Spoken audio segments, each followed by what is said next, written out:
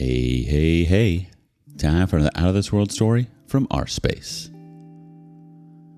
Who knew playing with fire could lead to such a spectacular crash and burn? Today on rSpace, step right up, folks, and witness a spectacular show of betrayal, blame shifting, and consequences. Up first, actions speak louder than apologies. Wayward spouse said I am overreacting to the affair partner. So it's been 6 weeks since D-Day. Had a mental breakdown, etc., and I've informed him about the steps to reconciliation, one of which involves no communication with the affair partner. For background, wayward spouse is male 44, I'm female 34, and affair partner is a coworker female 26. We've been married for 14 years. My wayward spouse insists that I need to do some internal work for allowing affair partner to have so much control over my life that I had a breakdown. This is despite me insisting the following. This is a coworker. This is a coworker who knows me, I've socialized with, and I've helped her get a job in the company. Affair partner knew he was married. Affair partner felt comfortable staying in the marital bed and coming to the marital house. Wayward spouse gave affair partner a credit card and gifts. I confronted both separately on the excessive flirting, and they both insisted nothing was going on. They arranged dates on my birthday while I had to be in the hospital with my dying relative. He said that your feelings and weakness in being broken by a random girl is what should concern you, and that I need to do some internal work. Now, am I going crazy? This isn't some random girl that wayward spouse has cut communication with and will never see. It's a literal coworker who knew me, who socialized with me while betraying the ethics of friendship. This is what hurts so much. So can someone tell me, am I overreacting? Update. Affair partner wants to apologize. The affair partner reached out, wanting to explain herself and apologize. A few weeks ago, I would have given anything for this kind of closure, but now I've reached my own level of closure. This is without carrying out any attacks on wayward husband and affair partner because I was so busy focusing on myself that I didn't want to let this issue take any more of my life. I'm disgusted by her actions, and I don't even want to think such people exist. So, I don't think an apology will help my closure any further. Has anyone accepted an apology from the affair partner? Did it make a difference in your recovery?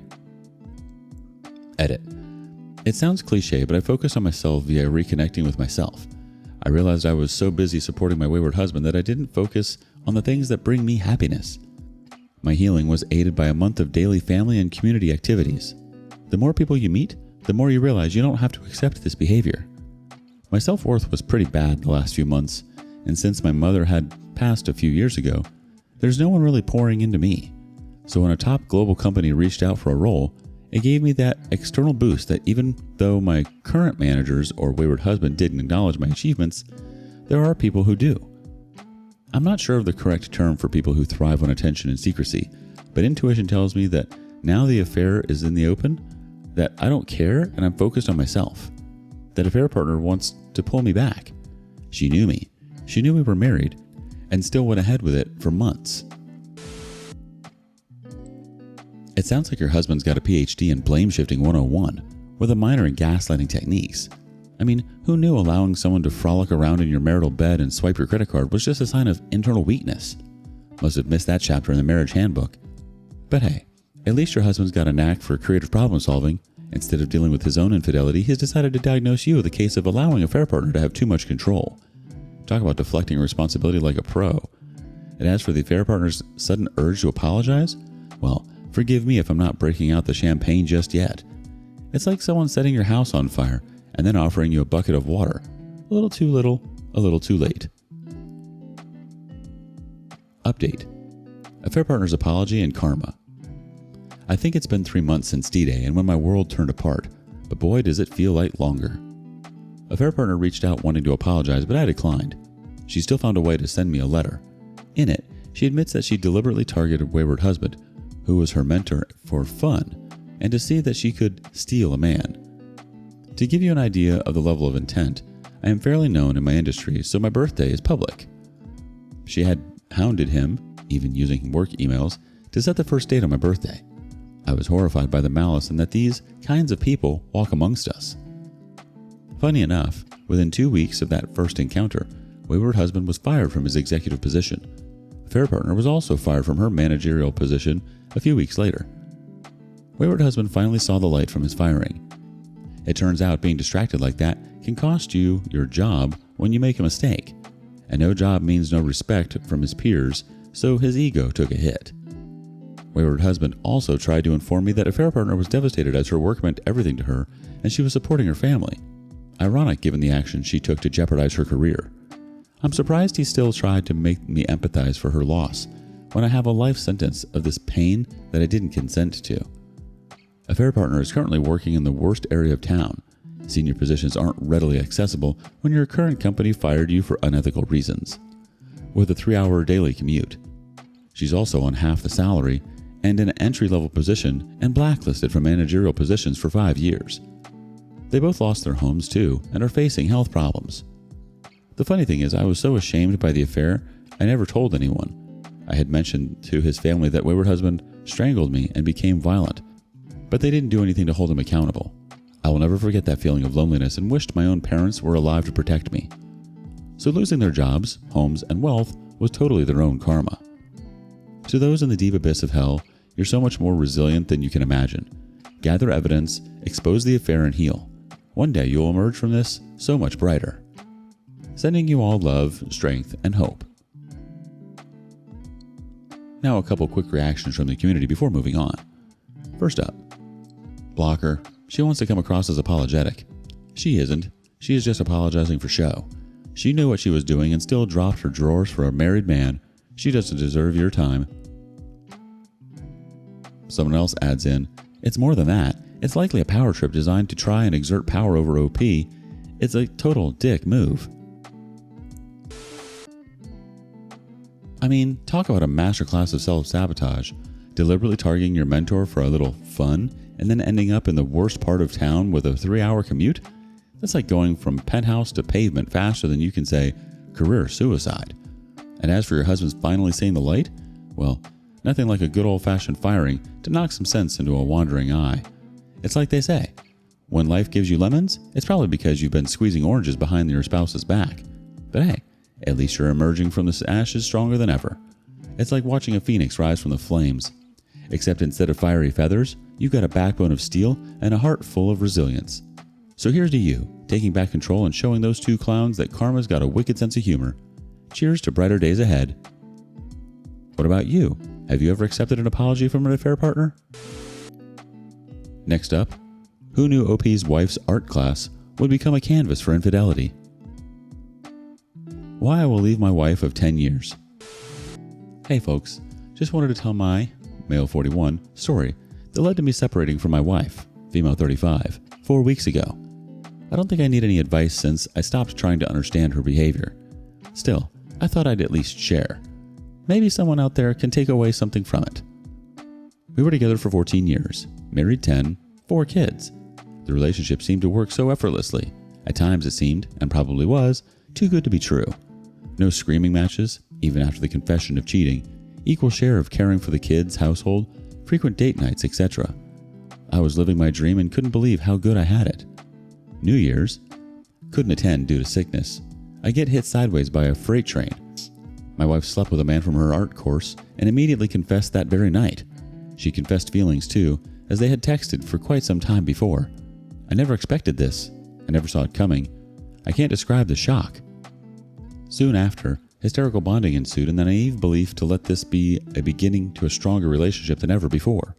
The following weeks began to show that A, I took almost all of the initiative to repair the relationship, and B, she never showed true remorse. C, she had trouble cutting out a affair partner. Weeks of unbearable, excruciating grief. Lots of ideas from my side to alleviate pressure for her in child-related and household topics. I always thought we had a great relationship that was sometimes under some pressure by the responsibilities around the kids, but never this way. After some weeks of focusing on saving the marriage, I suddenly didn't know whether I could forgive the incident in the long run and communicated my boundaries regarding affair partner and infidelity in general. This brings us to the final straw. It all collapsed as she had visited him again. She confessed immediately again. Crying, she described how hard she fought to resist the urge to revisit her affair, but how she couldn't stop it. A sizable sting of grief met a sense of relief on that day. The question I was mulling over for months had answered itself. I separated, and thankfully, it seemed like we were in agreement about how divorce and the child arrangements will play out. This week, she is severely wavering between being distant but also crying and telling me divorce is a mistake, and also making me to cuddle her in bed, that she is mentally unstable and that there can be no reconciliation. She also, for the first time, excused herself for her behavior. Notwithstanding how much I longed to hear stuff like that, I just know deep inside I have got to soldier on. I will not terminate my plans of getting my own place, moving out, and moving on. The grief that remains, upon closer look, is also heavily focused on the fact that I will not see my kids every day anymore, and the only life plan I ever had has been shattered to pieces. I probably will never know what happened to her. She couldn't really explain what was bothering her about our marriage. I figure she lost feelings for me somewhere along the way and never communicated. She described her new guy as not relationship material, not that I should care anymore, as just a crutch to garner some temporary good feelings during this time. This ice-cold approach is something very unusual if I think about the version of her I got to know back then. As I'm feverishly looking for a flat to move into, she is still visiting the guy. I'm relieved this doesn't bother me too much at this point. I hope everything works out well for our kids, as she showed some serious signs of being severely overwhelmed with childcare in the last months, bordering discreet burnout, despite my efforts to take up as much of the slack as I can. She declined my offer of me reducing my work hours and taking custody of the kids while she switches to full-time. Her partying habits grew different as well. She always loved to attend parties and have fun. However, drinking until blackout became common every weekend the last months. I hope me leaving doesn't result in a downward spiral somehow affecting our kids in any way. Something serious changed in this woman somewhere along the years I stupidly categorized as good years. And like I already mentioned, I will, from now on, try to stop analyzing her behavior. Now let's get a couple community comments. First up, one thing to remember. Even though she is the mother of your children, do not set yourself on fire to keep her warm. She can't handle childcare. Too bad. Her car broke down? Too bad. She is burnt out on her days with the kids? F her. You only worry about your time unless it's an emergency. Only communicate with a family app. You're not doing this to punish her. You're doing it so you don't punish yourself. You're no longer her husband. Let's face it, this was an exit affair. She had an affair, so you would be the one to end it. The OP replies, it's too funny that her car broke down was one of the instances in the past months where I suddenly became important to her again. Also, what the people I spoke to couldn't comprehend was that I was bending backwards to give her time to pursue going to parties and keeping up her social life with her girlfriends, also tending to the children while she slept hungover, and her still being unsatisfied. I can't understand it. Another community member adds, no more second or third chances. Move half of your money to a separate account, gather as much proof as you can, get her to admit it while you were recording her on your phone. Save your evidence to see 3 to 4 of the best lawyers. In your area, listen to your lawyer. Tell old friends and family what she did so she doesn't tell everybody with a bad person. The OP replies, thankfully, up until now, splitting assets shouldn't be a problem, as we both do not possess a substantial amount of assets. Still, I already lawyered up and gotten warned about possible sudden changes in behavior with these kinds of wives. You're right about the storytelling. Her parents and brother know the full story and can't comprehend it either. Looks like we've got ourselves a front row seat to the What the Hell Happened show, starring your wife, featuring a special guest appearance with her midlife crisis. I mean, who knew marriage could turn into a game of musical chairs with feelings? 4 kids, 14 years, and suddenly she's out here doing the relationship cha-cha with some guy from her art class? And let's not forget the Oscar-worthy performance of I'm sorry, but I just couldn't resist visiting my affair partner again? A classic move in the playbook of infidelity. Right up there with It's not you, it's me, and I promise I'll change. But hey, at least you're not sticking around for the encore. Moving out, moving on, and leaving her to figure out her own mess? Now that's what I call taking back control of your life. Update. I didn't think I would update my post this soon. However, another significant event has shattered my world. To make it short, I found out on Saturday that my, at times, best friend of 16 years, which I co-founded our beer league hockey team with, is already aggressively trying to flirt by text with my soon-to-be ex-wife. I know we're separated, but this has a backstory, as my soon-to-be ex-wife reported him to me because of inappropriate flirting messages several years ago already. Back then, after a big fight, he apologized profusely, and we made up in the end. Still, a bad feeling always lingered in the back of my mind. Also, the separation is really fresh, and when confronted with the newest incident, he lied to my face about it. Afterwards, he pointed out that everything is just for fun and that nothing physical ever happened. I'm neither convinced nor eager to put up with his kind of fun. So in short, I will give up my dearest hobby of many years until I'm finding another team or a new hobby altogether, as well as a long friendship. This sucks so much. I can't believe a double whammy like this is happening in such a short time frame. I also can't fathom what I did to them that causes them to deliberately hurt me like that and kicking me while I'm down. I probably will have to work on my personality to not attract, enable people like this in my future life. My soon-to-be ex-wife, by the way, played along with him and didn't do anything to stop it, therefore reassuring my decision to divorce and stay course. As far as she is concerned, after some days of shaky behavior between visiting affair partner but also crying and trying to persuade me to not divorce, seems to flourish with affair partner. She seems really upbeat and happy, but thankfully not in the annoying push-it-in-your-face kind of way. I think she doesn't care anymore, and that's fine, as I shouldn't either. I now have to somehow mentally process 2 earth-shattering shocks in the matter of 1 month. I haven't been crying since the latest one, but experienced a short feeling of surreality. I feel numb, and my life doesn't seem real at this point, as if I'm walking through a dream or nightmare. Very strange, yet not as painful as the original D-Days with my soon-to-be ex-wife. Now here's to picking up the pieces and somehow surviving once again. Edit. I was finally able to move out by June 1st. Until then, some more couch surfing at friends and relatives. I think permanent physical separation will come in really handy. Now for a community feedback. I feel your pain, OP. 18 months ago, my ex had an exit affair with a guy from her car club, so I didn't lose her to a friend like yours, but the thing that really sucked was that all of her friends sided with her. They were pretending to host her for Girls' Day Out events when she was actually at his place, after the divorce, ghosted me, and now my kids report to me how the affair partner integrated himself into my life like I never existed. Sometimes, in my dark moments, I feel like I was photoshopped out of existence as I have no contact with any of those friends who I found out the hard way weren't ever my friends. It makes you question reality at times. Spend a lot more time with the gym, eat healthy, do your therapy, and keep grinding.